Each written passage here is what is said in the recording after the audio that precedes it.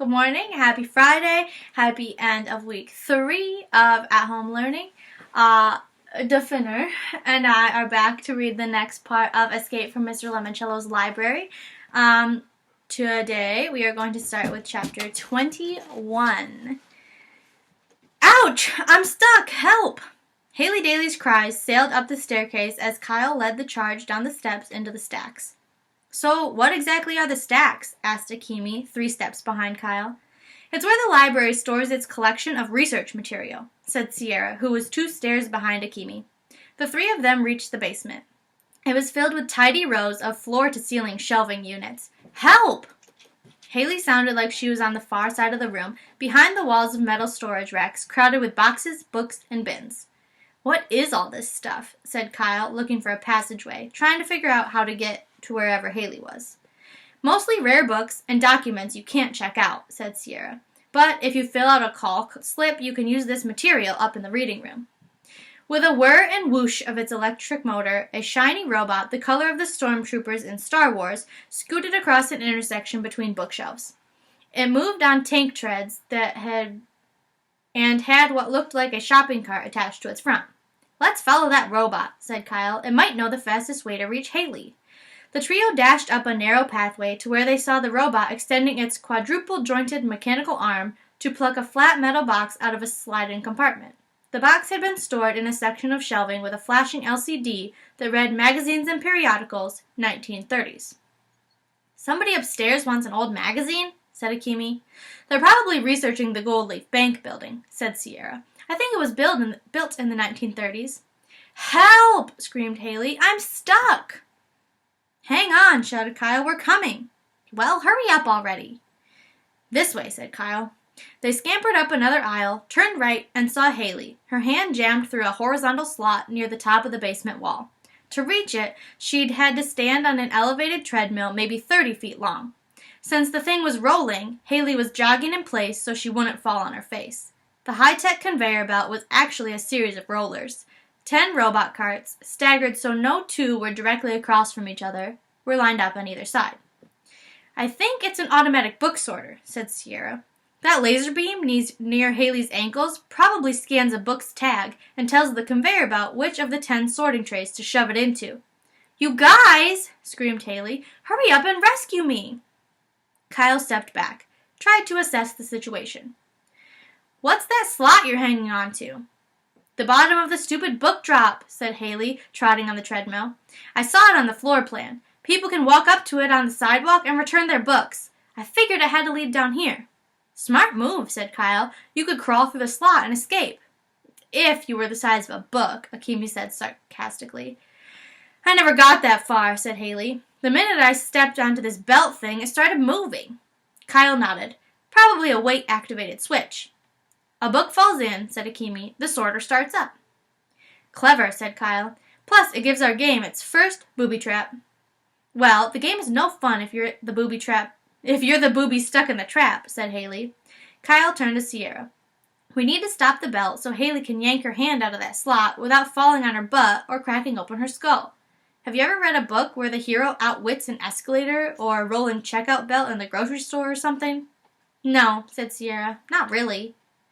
How about one where the hero just flips an emergency shut-off switch? Asked Akemi, because that's what I'd do if, I found one.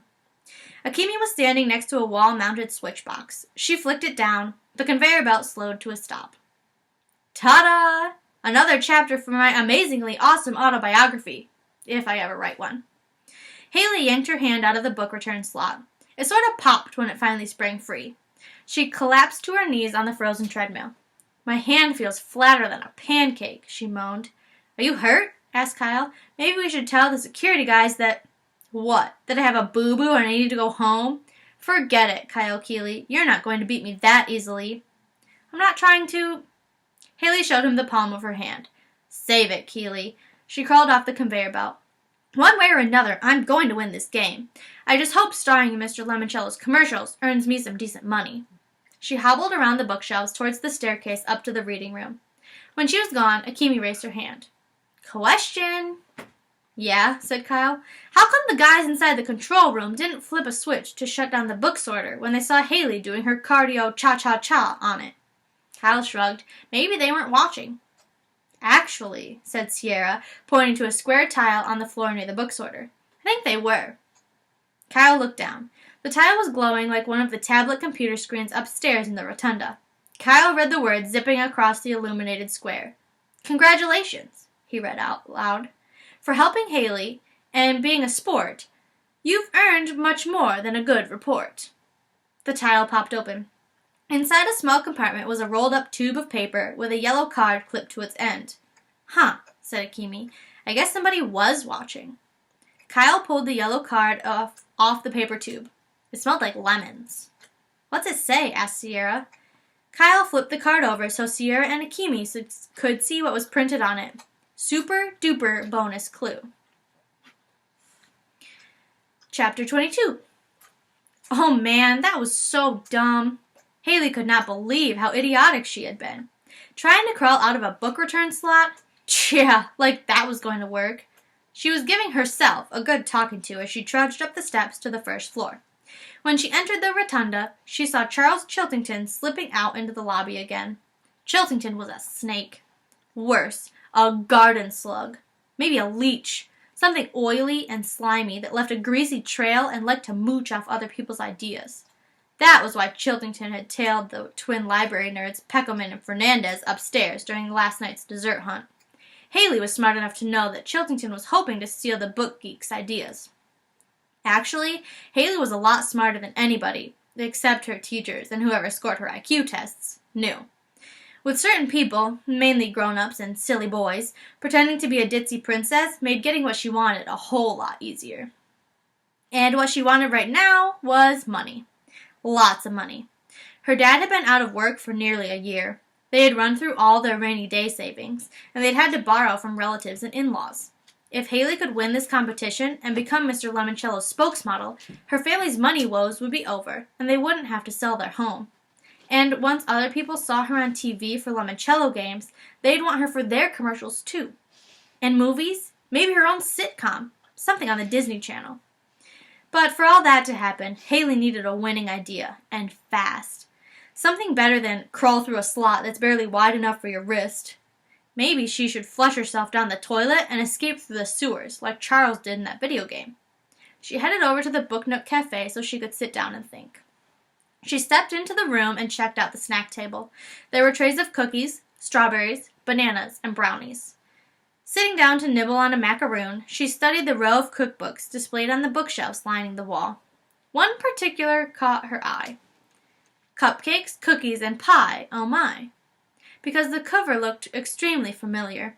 2 googly-eyed sheep made out of chocolate-frosted cakes with gobs of mini marshmallows for fleece. Haley had seen that cover before. In the lobby. It was in that glass case of memorable reads selected by the library staff. She went over to the shelf and picked up the book. When she opened the cover, she discovered 2 cards. One was a 4x4 piece of white cardboard with the black silhouette of a sheep on it. The second card was yellow and about the same size as the community chess card in Monopoly. Haley sniffed the card. It smelled like lemons. She grinned. For Lemoncello. On one side of the yellow card was printed, Super Duper Bonus Clue. On the other was the clue. Your marvelous memory has earned you even more memories. Proceed to the Lemoncello Abilia room. Look for item number 12. Haley slid both cards into the back pocket of her jeans, pulled out her library floor plan, and found the Lemoncello Abilia room. It was up on the 3rd floor. Making certain nobody, i.e. Charles Chiltington, was following her, Haley quietly dashed up a spiral staircase to the 2nd floor. Checking for Chiltington one more time, she tiptoed up to the 3rd floor, where she found the room labeled Lemoncello Abilia, Mini Museum of Personally Interesting and Somewhat Quirky Junk. Haley opened the door and stepped inside. The front room was like a storage warehouse. Cardboard boxes were stacked on top of wooden crates, sitting on plastic bins stuffed with papers. All the boxes, bins, and crates were numbered. She saw one labeled 576.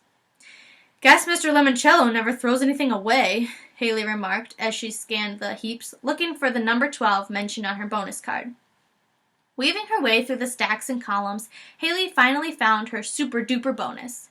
Item number 12 was an old boot box from an Alexandriaville shoe store Haley had never heard of. Someone had taped a label on the lid. Paraphernalia, accoutrements, and doodads from Mr. Lemoncello's 12th year. Haley lifted the lid.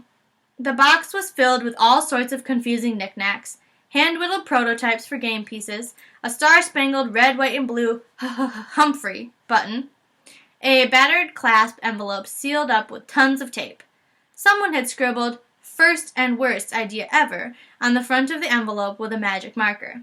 There were also a felt pennant from Disneyland and a rubber-banded stack of cartoony cards for something called Wacky Packages. The card on top was Weekies, Breakfast of Chumps. Haley knew this memory box had to be an important clue. Why? She had absolutely no idea. Chapter 23. Kyle flipped over his lemon-scented super-duper bonus card and read what was written on the other side. You will find the ultimate version of this board game on the second-floor balcony circling the rotunda. Huh? Said Akemi. What's that mean? I don't know. Let's roll out this paper and see. Akemi and Sierra helped Kyle anchor the edges of the scroll on the tiled floor. Okay, said Kyle. It looks like an early sketch for a board game. See the circle in the center of the other circle? That's probably where you place the spinner. You move your pieces around the 10 rooms. He stopped. Wait a second. What? Said Akemi. Do you recognize the game? Asked Sierra. Yep, said Kyle. I played it this week with my brother Curtis. It's Mr. Lemoncello's bewilderingly baffling bibliomania. It takes place in a make-believe library. What about finding the ultimate version up on the second-floor balcony? Asked Sierra. Kyle grinned. You'll see. Coming up from the basement, Kyle saw Andrew Peckelman in the middle of the rotunda reading room, opening a long metal box sitting atop the center desk. The holographic image of Mrs. Tobin was there, smiling patiently, as Peckelman pulled some kind of magazine out of the box. Miguel was also near the librarian's desk, apparently waiting his turn for a consultation. That's the box we saw the robot pluck off the shelf, whispered Akemi. Kyle nodded. He motioned for the others to follow him and slipped around the circumference of the rotunda. Akemi and Sierra slunk after him. In the shadows on the far side of the room, he saw Haley Daly heading for the staircase they'd just come up, steps that would take her back to the basement. Kyle wondered if she'd found something else to crawl through. If so, he hoped it was bigger than a mailbox. Is this the real magazine? He heard Peckelman shout at the hologram. Yes, Andrew. This concludes your librarian consultation. Next. How may I help you, Miguel? Not so fast, snapped Andrew. I'm not done. Your consultation just concluded, said Miguel. Says who? The librarian. Miguel, said the hologram of Mrs. Tobin, what is your question? Sorry, bro, I told you. She's just like Mrs. Youngins at school, snapped Peckelman. All the librarians like you better than me. Yo, ease up. You'll see, Mrs. Tobin. You'll all see. I'm going to beat Miguel Fernandez big time, and when I win, I'm going to tell Mr. Lemoncello to fire you. She's a hologram, said Miguel with a laugh. You can't fire somebody who doesn't actually exist. Then I'll tell Lemoncello to pull her plug. Peckelman grabbed his magazine and stormed out of the rotunda into the lobby. I guess Andrew's planning on doing something with the front door, Kyle whispered to Akemi. Well, that's totally dumb. They already told us the way out isn't the way we came in. Maybe Andrew doesn't think Dr. Zinchenko was telling us the truth, suggested Sierra. Come on, said Kyle, leading his team towards the closest staircase up to the second floor. Glancing over his shoulder, he watched Miguel place a slip of paper on the table in front of the semi-translucent librarian. This item has been temporarily removed from the stacks, Miguel, said Mrs. Tobin. You will find it in a display case next to the original Winkle and Grimble scale model. Let me give you the location. There was a grinding sound, like when movie tickets shoot up through the slot at the box office. Miguel snatched the small square of paper that popped up from the librarian's desk and spun around. He froze the instant he saw Kyle, Akemi, and Sierra sneaking around the room behind him. And that's the end of chapter 23, and where we're going to stop for today and for this week. I hope that you have a pretty good weekend, and I will see you back here Monday for the start of week 4. All right. See you later.